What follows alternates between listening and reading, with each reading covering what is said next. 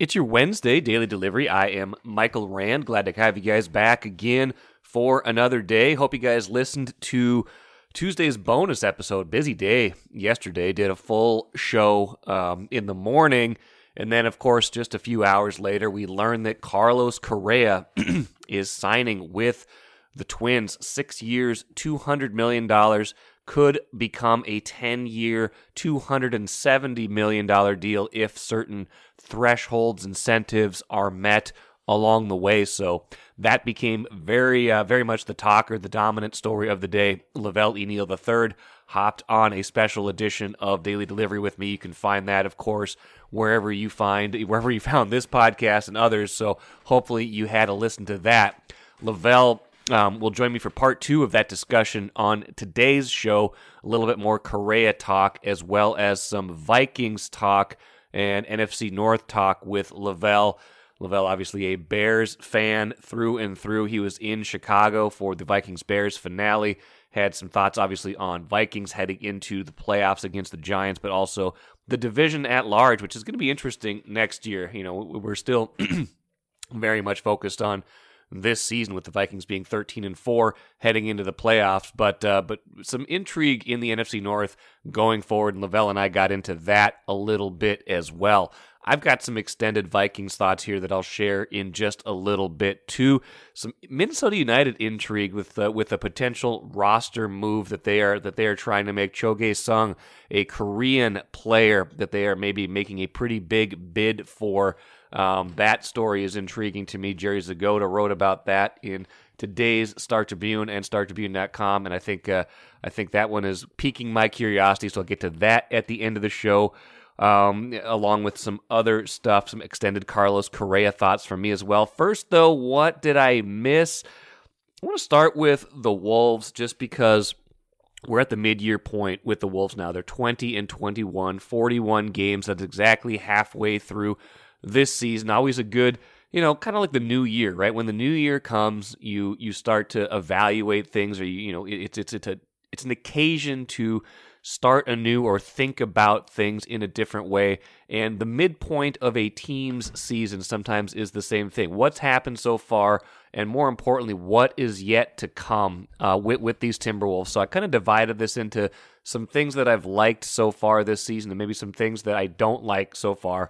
And maybe let's start with the things that I like so far. And the biggest thing by far that I have liked about the team this season has been something that emerged lately. It is Anthony Edwards becoming more comfortable in a kind of primary ball handling role, initiating offense, being kind of in that attack mode. That is the future of this team. That is how this team is going to become whatever it is going to become in the future. It is Anthony Edwards having the ball in his hands, attacking downhill, not just settling for three-pointers, but attacking downhill, getting to the rim, distributing when he can, running offense when he needs to, but really being in that attack mode. That's how they're going to close out fourth quarters. That's how they did it the other night in a big win against I think that was I can't remember if that was the Portland game or the Denver game, but one of those games, maybe it's the Portland game, where Ant just went into attack mode at the end of the game and finished things off for them.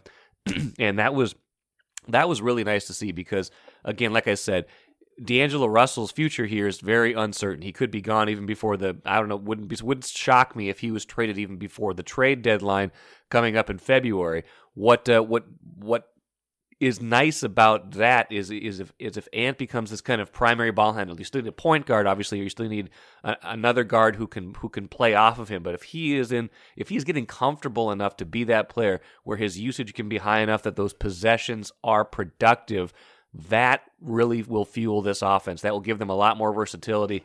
That will allow them to become an elite team as opposed to just a decent team, because an engaged and attacking Ant is the key to unlocking all of this. A couple other things I've liked so far. One, the ability to weather a storm. I know that maybe is a little bit dressing up a team that's had a lot of adversity, but here's what I mean by this. I thought at the beginning of the year, because of the Rudy Gobert trade, they were going to be in a position, just with this roster, they're going to be in a position where they could withstand more adversity than at past years. Their roster was deeper with higher caliber players. And I think the best example of this is Karl-Anthony Towns now has missed as much time as he has played this year almost.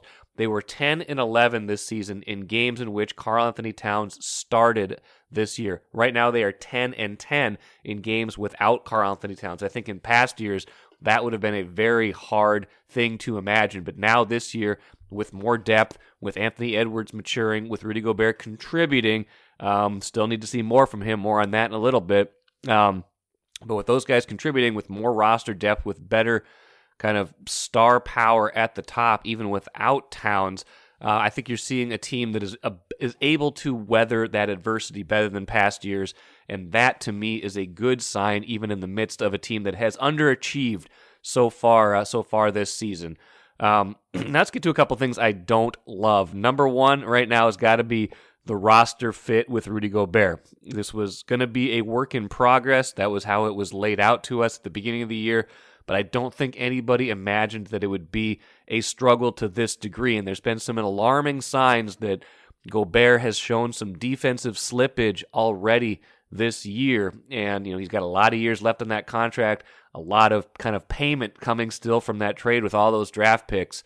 I don't think this is going to be the kind of thing, as long as you have Anthony Edwards, I don't think this is the kind of thing where it's going to become, a bunch of lottery picks, a bunch of high lottery picks that you're giving up. I don't think this is going to ever become something where everything just torpedoes, but their ceiling, again, as much as it's dependent on Anthony Edwards, is also dependent on Rudy Gobert being an all-NBA caliber defensive player, and he has not been that this year. He's been a good player, a good defensive player. They've been a much better defensive team when he's on the court than when he's not on the court, but he has not been quite the difference maker on that side of the ball as I had hoped he would be. And if that's a sign of things to come, that is bad news for the Timberwolves, and it's been bad news for them so far this season. And the other thing I'd say about this at the midpoint is that I still see this as a team that's still pretty immature, a team that is lacking in kind of the ability to string a lot of good performances together. Now, they've won 4 in a row, some good signs in there.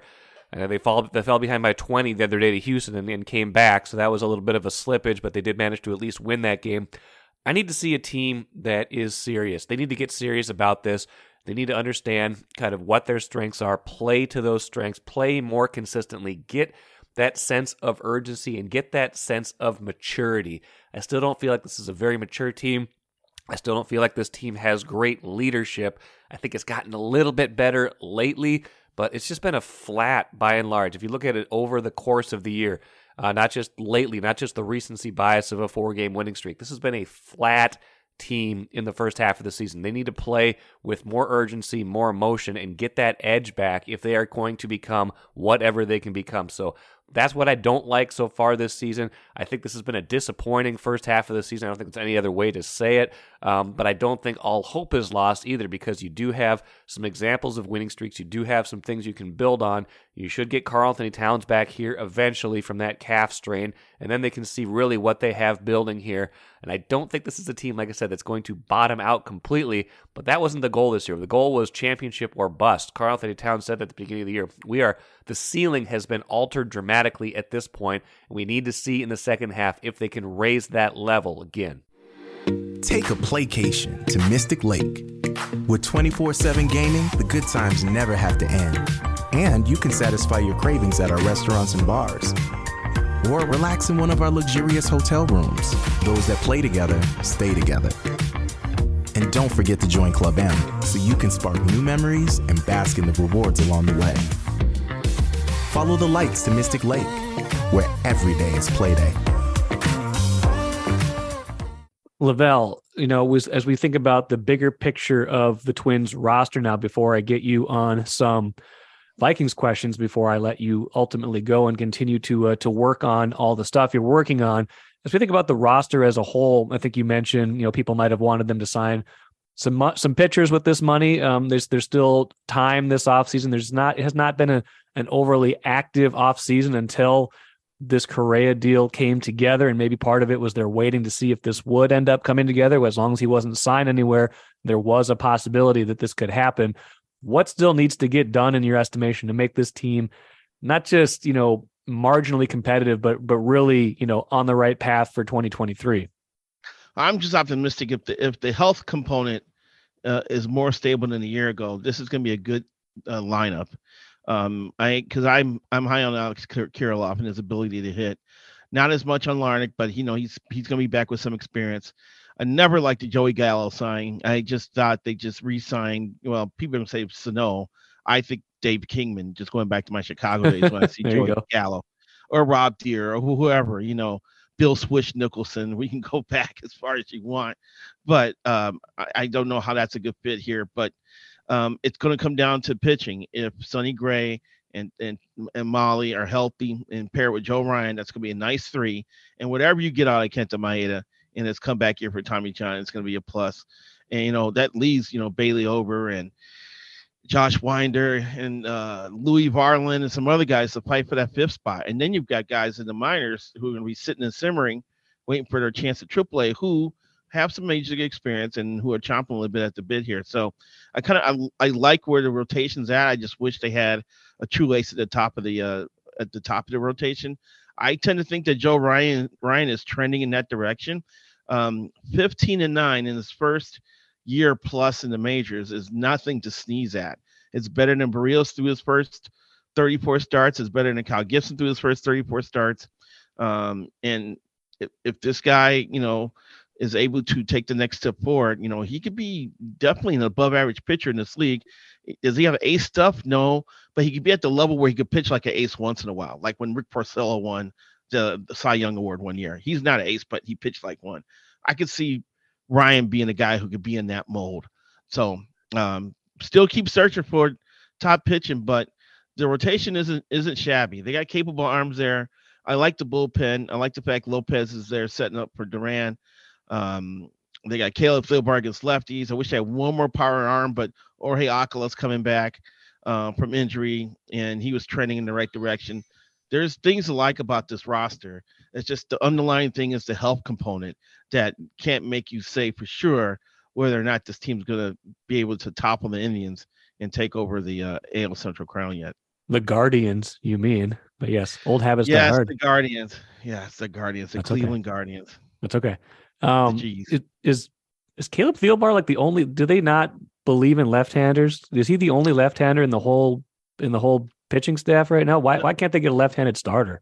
They've got another kid who's a lefty who they gave time to last year, and you're putting me on the hook on the hook here because I can't remember his name right at the top of the bat, but they called him up and he had some looks last year. Yeah, Giovanni Moran. Oh yeah, Moran. Yeah. Who called up and got some looks in the majors last year. He looks like he's got some promise too, but they don't have a lefty in the rotation. That's the thing that kills me. Like I saw like the last left-handed starter. The last left-handed starter. Martin Perez, the pitch at least 20 starts. It was Martin Perez and Alberto Mejia. So it goes back that far. So that's why I think I'm surprised they didn't make a hard run after Carlos Rodon. That's a guy I would have given $27 million a year to because I thought he had the ability to be the front of the rotation and he's left-handed. But it didn't come to pass. It did not. But we'll see how that all plays out. I mean, bottom line with Correa, it makes you feel better about their line. It makes you feel better about everything. Kind of falls into place more. I guess Kyle Farmer becomes more of an insurance policy, more of a utility player after that acquisition earlier in the year, earlier in the offseason. I mean, I guess, do you feel like this is a team then, I think the last time we talked, it was about a month ago and we were kind of entering kind of crunch time on what we thought was the original Correa decision. And I think you said something to the effect of, if they have Correa, they can make some noise. Without him, you weren't so sure. You still feel that way? I do think they can make some noise. A lot of it's going to be predicated once again on health. But I like the bats. I think this team's going to hit. You got a batting champion in Arias. You got a 20-something homers at short in Correa. Yeah, Jorge Polanco, who I hoping that last year was just a down year because he hit the DL for the first time. I'm sorry, the injured list for the first time in his entire career. And hopefully he comes back in, healthier. Arias is back in the Dominican Republic. There is video on Twitter of him and Carlos Nelson Cruz working out together. Okay. So he's replicating the formula that led him to success last year. I just think highly of Kirilov. I just think when he gets healthy, he's going to hit the ball and be a factor. I mean, this kid's first major league game was in the playoffs against Houston. Let's not forget that. Buxton, of course. I don't know where we expect from Gallo. I just whatever. And Jose Miranda showed a lot of promise. Yeah. So I like some of the bats in this lineup, man. And they've got some power arms in the bullpen. I wish they had one more. Well, I'd really, really like their chances, but they're not far off. So and they could be at a point where they get to the trade deadline in this July and try to make a couple moves to push them over the top. So we'll see. But I think they're going to be reckoned from in the division. Okay. Speaking of reckon from, whatever, Wreck-It Ralph. We're switching gears here for just a few minutes.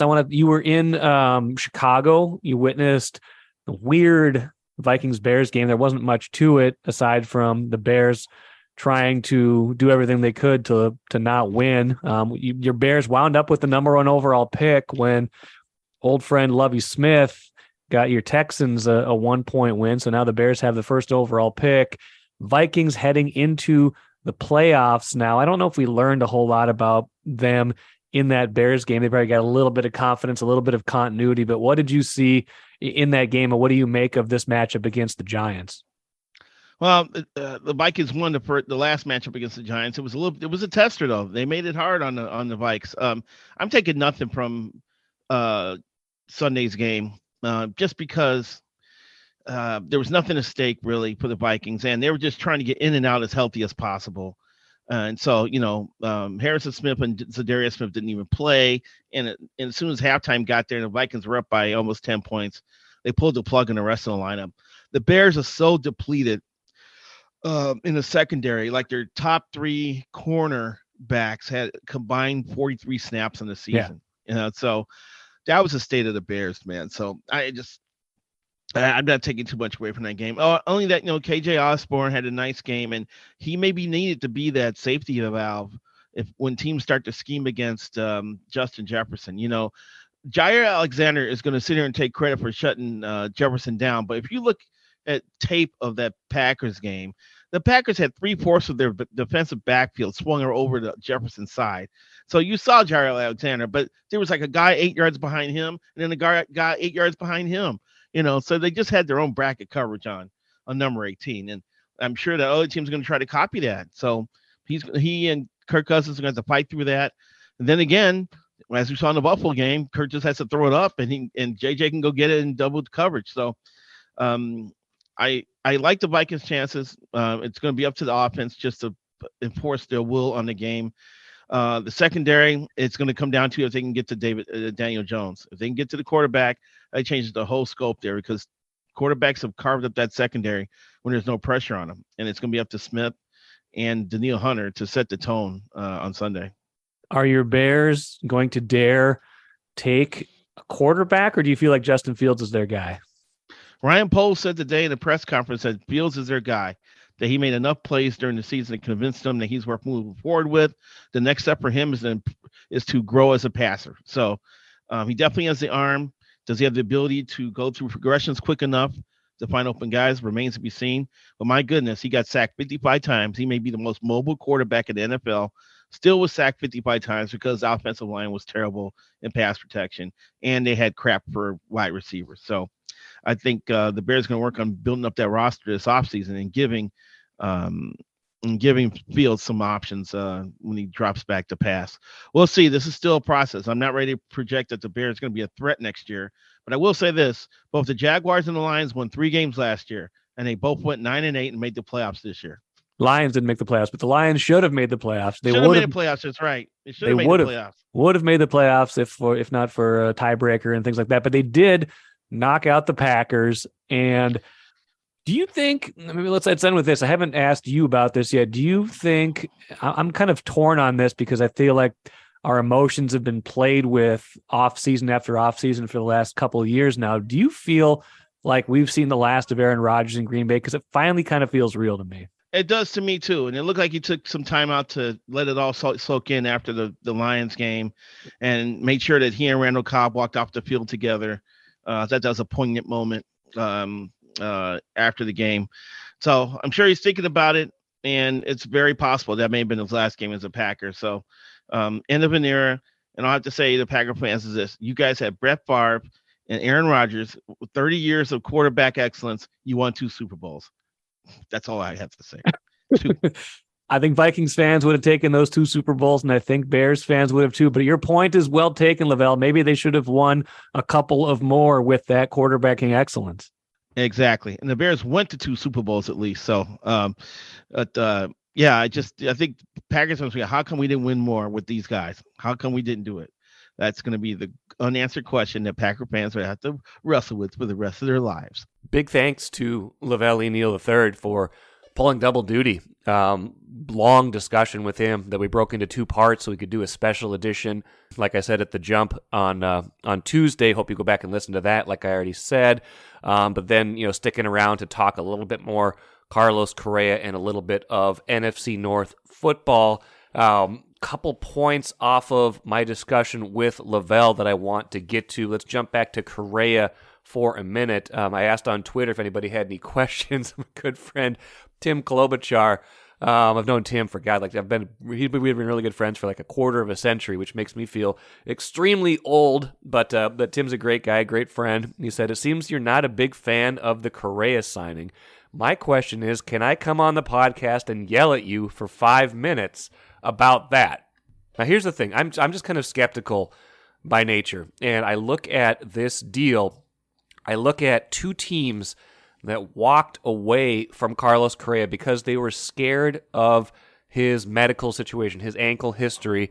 And then I look at the Twins, like I told Lavelle, who have had awful injury luck, injury diagnosis maybe in recent years. And I say this is the team that, pending a physical, if they really go through with this is the team that's going to take a chance on a guy who, again, has stayed relatively healthy, especially in recent years, but does have this lingering issue.